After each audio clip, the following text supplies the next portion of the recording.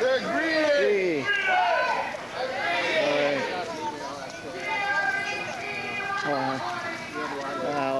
They're greedy.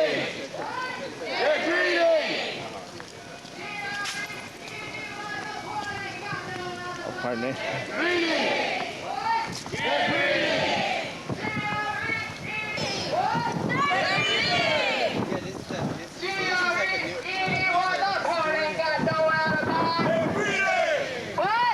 They're greedy.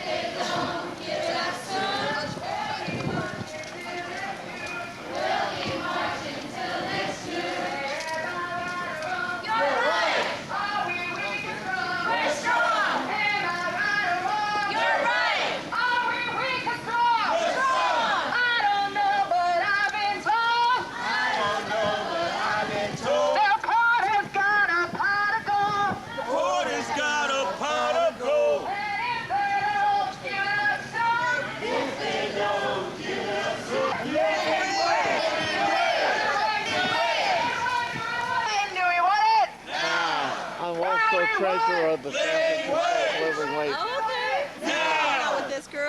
Yeah. That's so nice. It's exciting, huh, today? Yeah. So today's the vote, you know? I know. How did the lawsuit make out? I don't know. I'm not sure. Maybe this is they forced them into this vote, maybe. I think.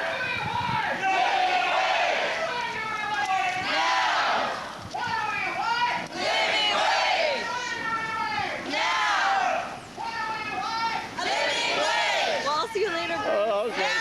Hey, Terry. Living wage! Yeah!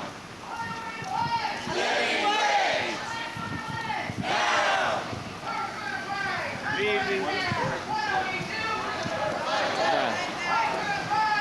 Okay. Act the fight back! Whose money? Our money! What do we do? Fight back. Workers' rights under attack! What do we do? Act the fight back! Workers' rights under attack! What do we do? Act the fight back! Workers' rights under attack! What do we do? Act the fight back! Workers' rights under attack! What do we do? Act the fight back! Workers' rights Under attack. what do we do? Act the fight back! Workers' rights under attack! What do we do? Act the fight back! Workers' rights under attack! What do we do? Act the fight back! Are we supposed to let him through? He's got a union card or not. Oh, he's here the last one.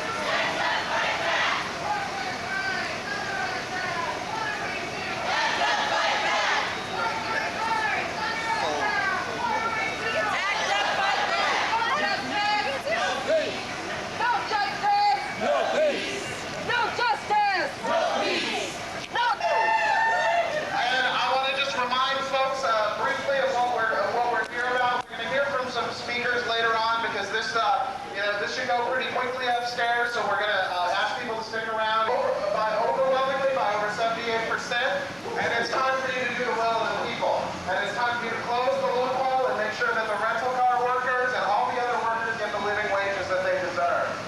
And it's long past time that they put this on the agenda and voted on it, and they only did that because all of you came out here time after time after time and sent them a message that that's what they had to do. And we're here today to send a message that you've gotten this far. There's no backing down now. There's no backing down. There's no backing away from getting workers living wages. So there's going to be a vote. They put us right up at the top of the agenda item number 2, because they want us to down pretty quick. And as people know, last time we were here, we had a pretty rowdy meeting. Who was here last time we were here? Last time we were here, we told them, listen, if you can't do the business of the people, you do the business of the workers in this meeting, then you shouldn't have your meeting going on. And we made, and it was only because of the noise that we made, the statement that we made, that we are on the agenda with a vote today. So what we're going to do today is we're going to show them that we can be loud and disruptive when we need to be, and we can be disciplined when we need to be. Right? They are voting on it. They are, and we several committed to vote yes, to vote with the workers, to vote.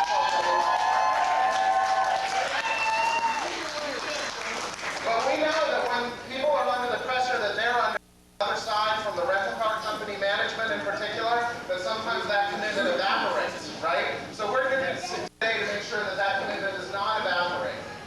And so what we want to do is we are going to outnumber by far the people who oppose this issue. That means that we are more powerful than them. That means that we don't need to heckle or boo them when they speak, even though we will want to, because they're going to say some things that are probably going to be pretty outrageous. But we're just going to hold, and you know what we're going to do? We're going to be dead silent. Let the words be greeted by dead silence. And let our words be...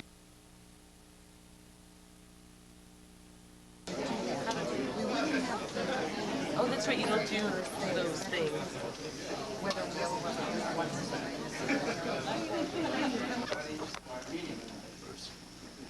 I want to apologize for the long wait. I do want to know that Shot for me up here of all the people. Okay. and we have a meeting in an orderly fashion. We'll probably follow the process. No items to report, Mr. President. Okay, thank you. We have executive director's report. Thank you, Mr. President. First item I'd like in regards to the item that was pulled, Airport 1, the committee asked specifically that staff. Okay, we have a motion to approve the staff recommendation. So moved. Second. Okay, moved by Commissioner Kramer, seconded by Commissioner Harris Johnson. We have public speakers. President King, there are 40 people signed up to speak on this item. 40 of those have conceded their time to 6 speakers, and then there are 3 additional speakers on the item. Mr. President, to the speakers, everyone has a right to speak. If the organizers and the 6 identified could limit their time to 3 minutes each, if we can make that request through the secretary, I think that would be adequate to be able to convey the message. Okay, thank you for the suggestion. Shall we hear the staff report first? Staff wants to go first. Mr. Alexander. Yes, Mr. President and members of the Commission, this has been a collaborative staff report with participation by the legal office, the Office of Social Responsibility, as well as the revenue divisions, and there has been some yo-persons work done by individual commissioners. So there will be individual reports as to our particular component of the report. The voters passed the living wage charter amendment in March. It applies to all aviation and maritime agreements entered into after its effective date or thereafter amended. Since its passage, the board has been actively implementing its provisions by notifying the affected businesses including a specific reference to the living wage to all Newport agreements, and by developing regulations for enforcing the amendment. A question now arises as to whether the living wage applies to holdover month-to-month tenancies that arose before the amendment's effective date. Living wage advocates contend that it does apply, that month-to-month tenancies create a new agreement each month, and that it is the clear intent of the drafters of the living wage charter amendment to cover month-to-month tenancies.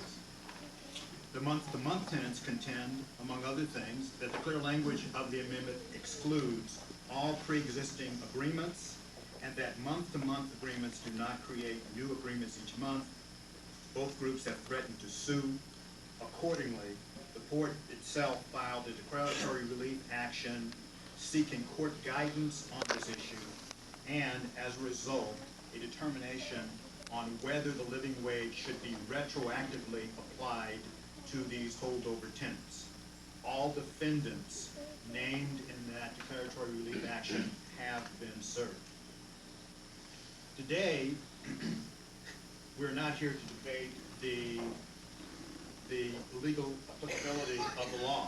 Today, a question is before you, which is a policy question, namely, whether the Board of Port Commissioners will require that month-to-month tenants be subject to living wage as a matter of port policy, regardless of charter interpretation.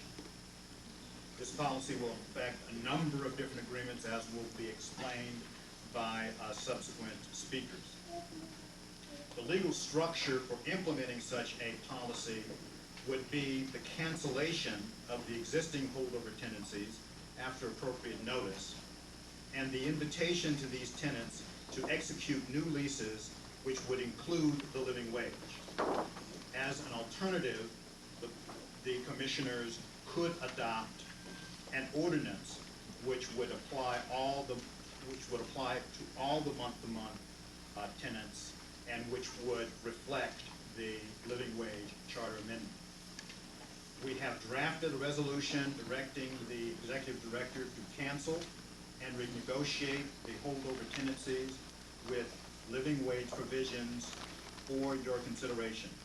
I think it is important to note that this was a provision, or this was a resolution which was drafted by port staff. It was not drafted by anyone else. It was not drafted by the living wage advocates, as indeed they did not see it until it was completed. Some of the holdover tenants claim that they have relied on the existing terms of these holdover tenancies in making subsequent arrangements and negotiating subsequent agreements, and therefore the port is unable to cancel these agreements. We disagree. They also claim that the charter amendment is unconstitutional, vague, and otherwise unlawful. We disagree. But we also add that once a law has been adopted and entrusted to our care for implementation, we presume the legality of the law and become the defenders of the law, not its judges. The rent-a-car agencies have, however, proposed a compromise resolution that would gradually raise their minimum wages over time to the living wage levels, and have presented you with a resolution to consider. Finally, reference will be made to an interim rental car agreement which was negotiated and signed before the effective date of the charter amendment.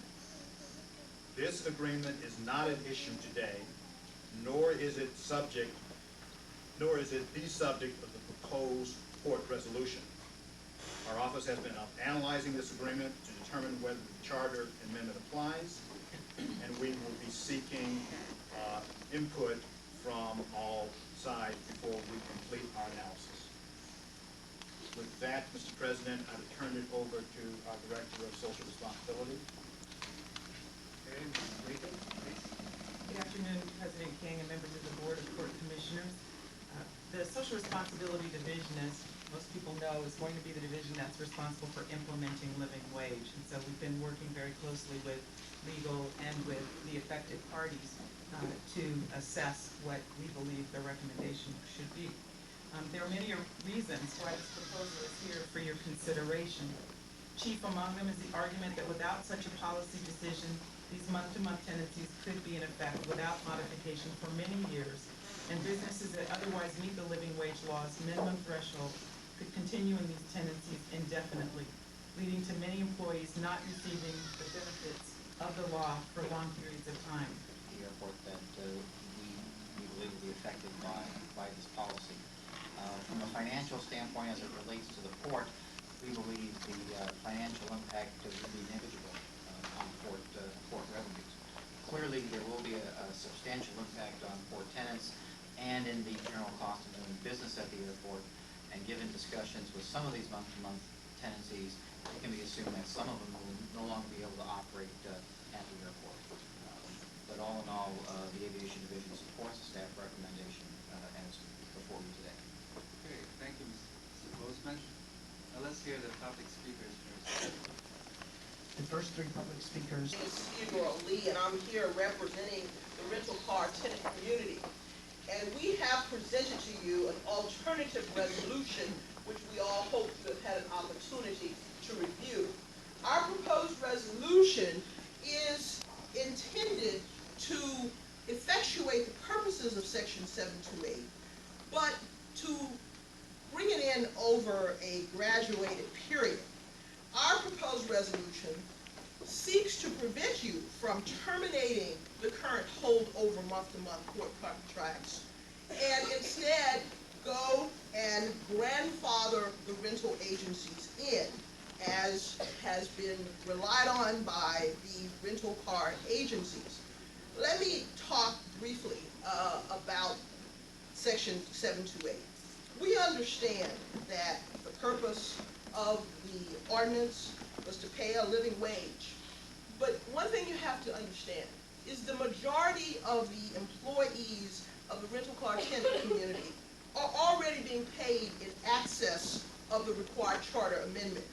That being said, there are a number of equitable and legal arguments as to why you should not cancel the month-to-month tenancies. First of all, Section 728 specifically exempts from coverage any port contract entered into prior to the enactment of the charter amendment on about April 25th.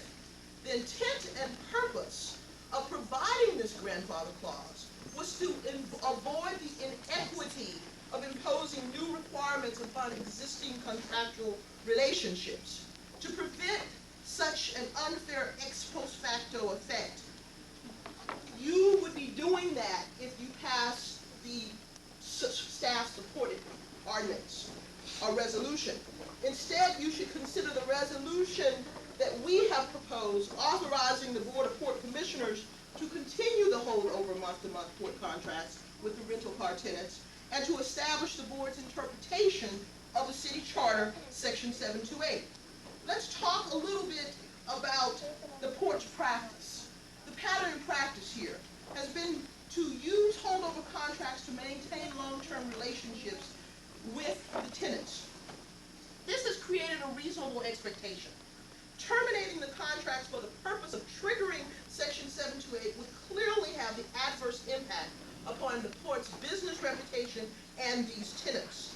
This issue has been considered in Los Angeles and San Francisco, and they have been given a grace period to January 2005.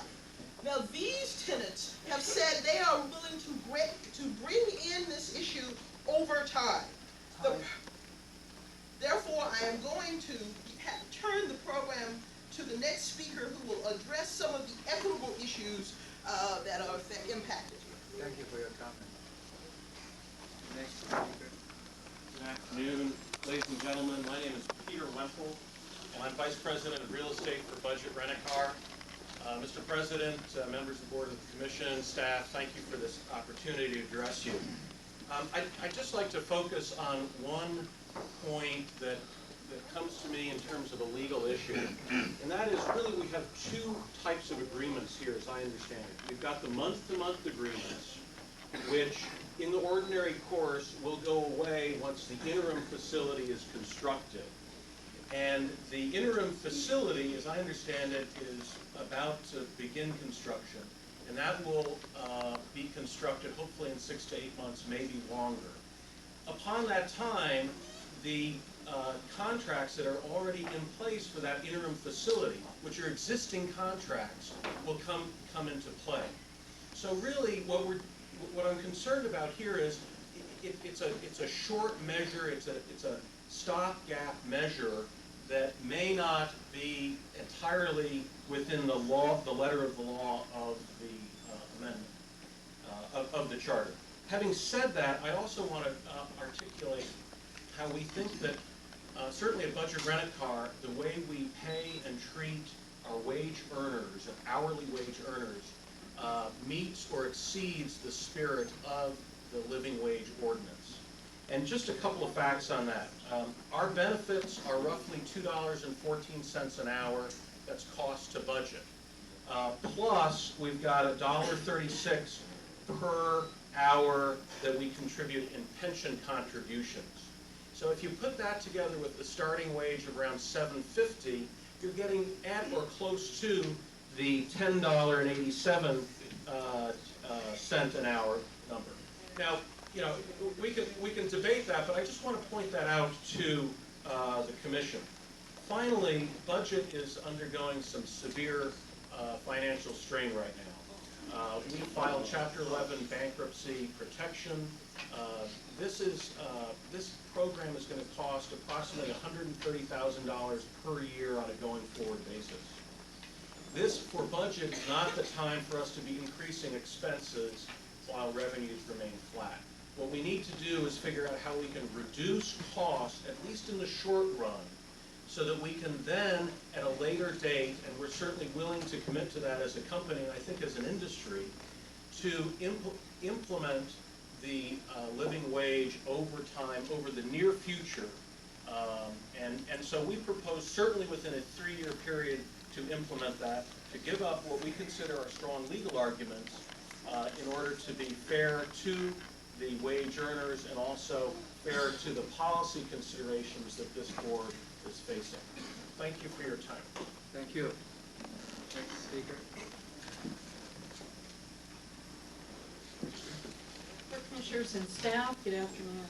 My name is Lori Tallarico. I'm the Western Regional Director for Properties for Avis Rent-A-Car.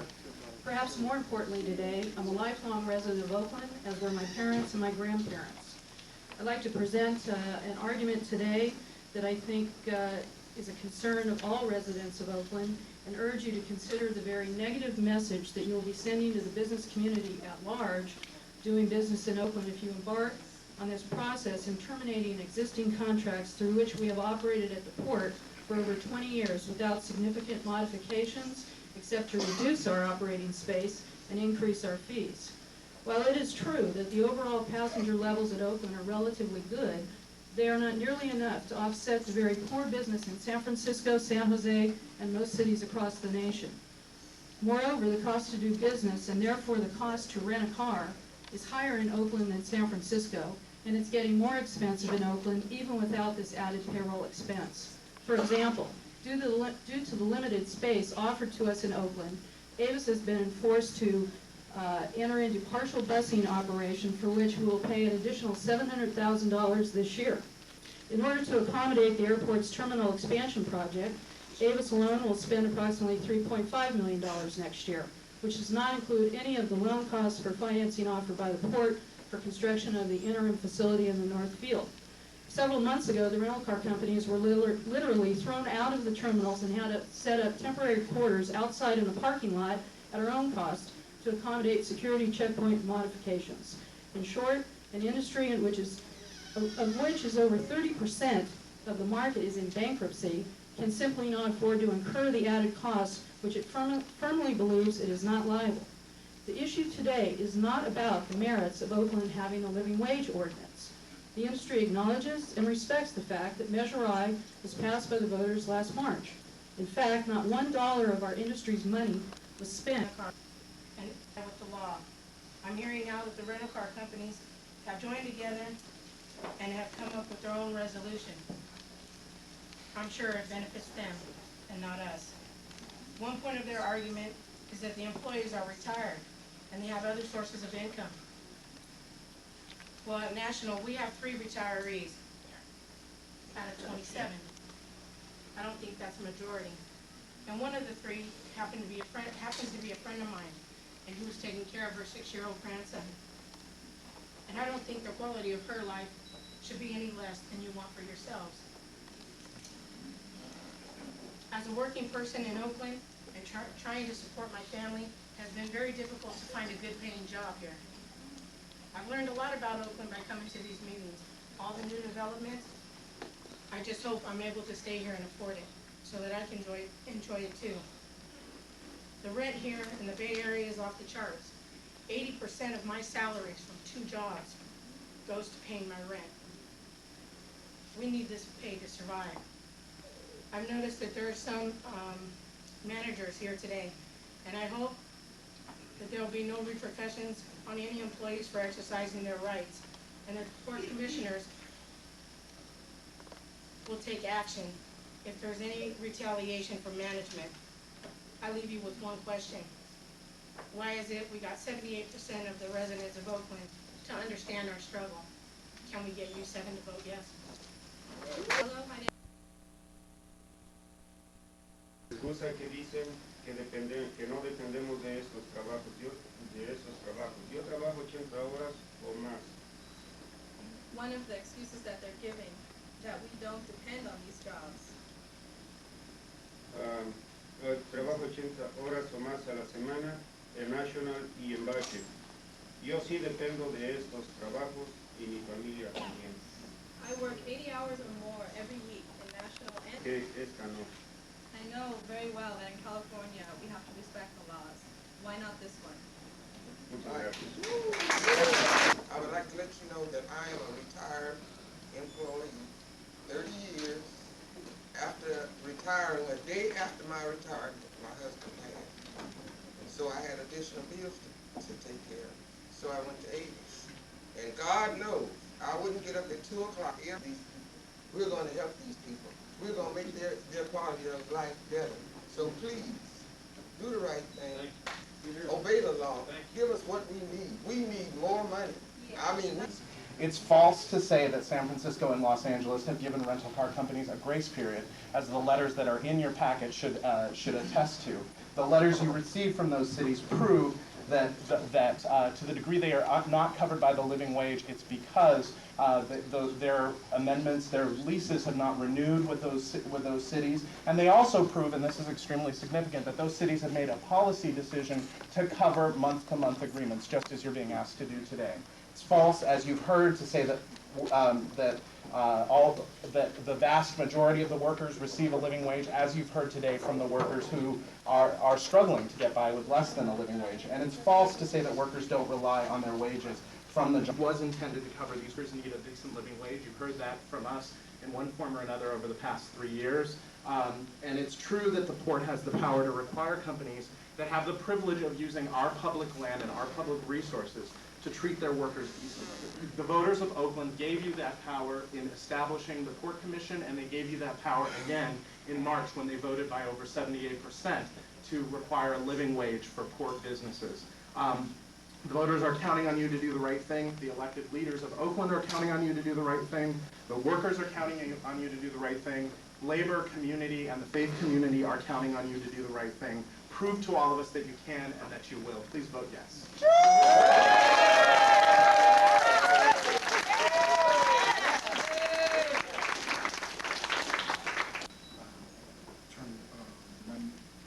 I think that I want to take an opportunity to thank both the opponents of the living wage and the rental car companies for the time and energy they put in with us on July 15th and July 23rd.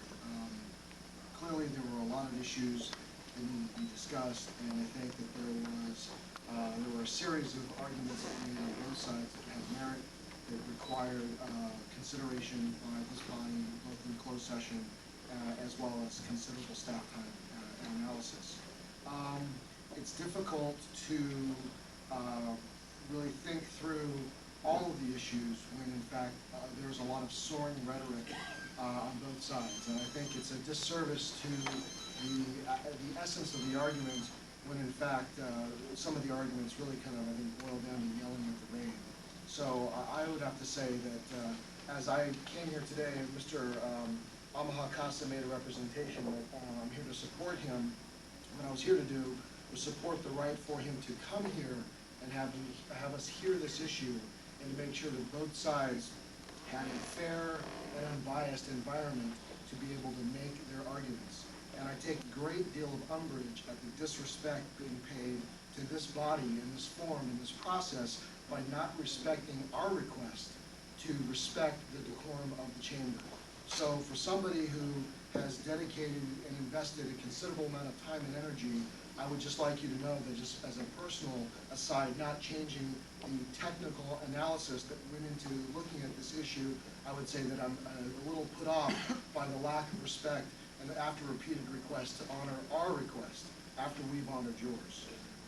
Let me go on to say that this argument is as old as the hills. And this is not the last time that we're going to hear this argument. And I have to think that each person who's come here has exercised a great deal of bravery, both from the living wage proponent side, the Teamsters, as well as the rental car companies. It's not an easy thing to do to go to a public forum and speak your mind. We all want change in our time, and social reform does not come without a price. Weighing a lot of those things, I think it's difficult to overcome the fact that Oakland and its citizens, all of them, participated at their choice in a democratic process and had a vote. And I think it's also, it goes without saying that the port needs to weigh each of the various obligations and responsibilities that are afforded to us before we decide how we're going to make policy changes. This is the forum for the debate. And so in essence, I think we've had an opportunity to hear the arguments on both sides. I think there have been credible arguments made on both. Meets the test as provided for in the ordinance. And I believe that having done that, we would urge the various parties that have a stake in this to get together and see if they can negotiate or reach an agreement amongst themselves, which would prevent litigation and hanging this up for the next 2 years. I don't think anybody's in favor of doing that. I want to make one other comment, which is personal to me, but I believe I'm probably speaking for the rest of the commissioners, and that is that really the only political pressure we're responding to here is the political pressure of the 78% of people who voted to review this ordinance. We are they. There may be other commissioners that have comments. If not, I'm going to call the question. Thank you. Are there other questions or comments? Question for the staff, for the speaker? Not be voting for the living wage charter. Thank you very much. Any other questions? Mr. Chair, Tagami, please. now that we've had that comment, just for clarification, and I want to ride on a comment that Commissioner Kramer made, because I believe it rings true, in that as we take action today, we know that we're going to need to have continued work.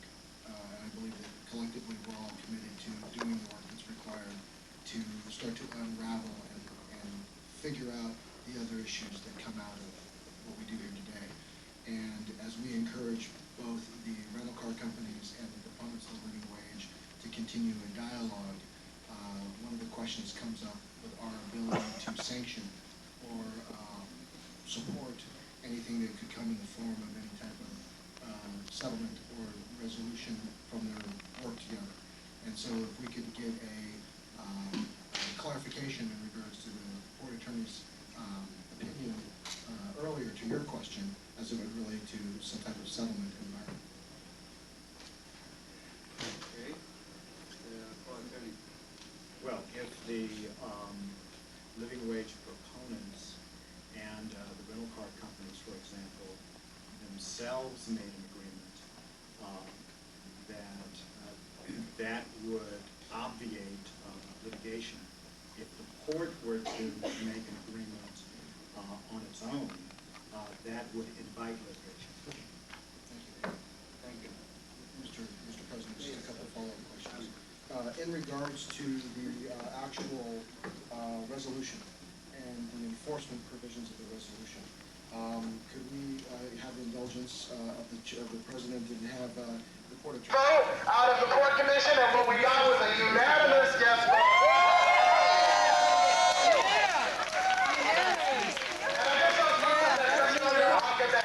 They've never seen us on our best behavior. So, this is as good as it gets, let me tell you. So I want to appreciate everyone for the straight, because we didn't want to give anybody any excuses to change their vote or to vote against it. So what happened here today was that I think that Commissioner Kramer summed it up perfectly. They didn't bow to any political pressure except for the political pressure of 78% of the Oakland voters, reminding that 78% of the Oakland voters voted yes. And that's what we all did, is we just reminded them that 78% of the Oakland voters voted yes. And we are keep reminding them of that fact. Now, is there anybody here who thinks that this struggle is over? No. That's why the way this struggle is over. Let me ask all the rental car company workers who are here today, have any of you got here already yet? I don't even drink. I don't have a drink. Now, those folks on their feet are going to go out kicking and screaming and clawing and fighting to not pay this wage. And you know what? That's fine, because now we have the law on our side twice, and we're willing to say, this is the deal. If you want to talk to us, you want to negotiate with us, as the Port Commissioners said, that's fine. Today, okay. I got some.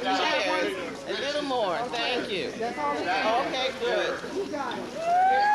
Believe in God, the God of justice. Congratulations. Thank you.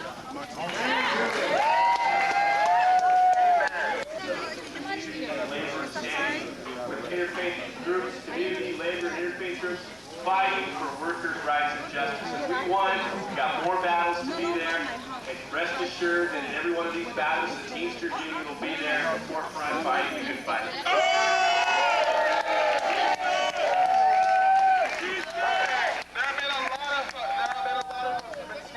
Throughout this process, and I just want to take a second to recognize them all and have you all have you all say who you are. I know the Teamsters Union is here. I know the Alameda County Central Labor Council is here. I know that the ILWU is here. I'll invite them up to share a few words about their struggle in just a second. I know that AWA is here. I know that Pueblo is here. I know the Interfaith Committee for Worker Justice is here. Oh, Maria. I know UC Berkeley is here. Did I say Pueblo already? Okay, that's fine. I still. Where you at, Dan? I know San Francisco Living Wage Coalition is here. Yeah. Who else? Who am I missing? And lots of representatives from the community. Gene and Mary wear so many hats, I can't remember which one they're wearing, but they're here from the community. That's right. And you got the future workers. But there's one group of people without whom none of this would have happened, without whom the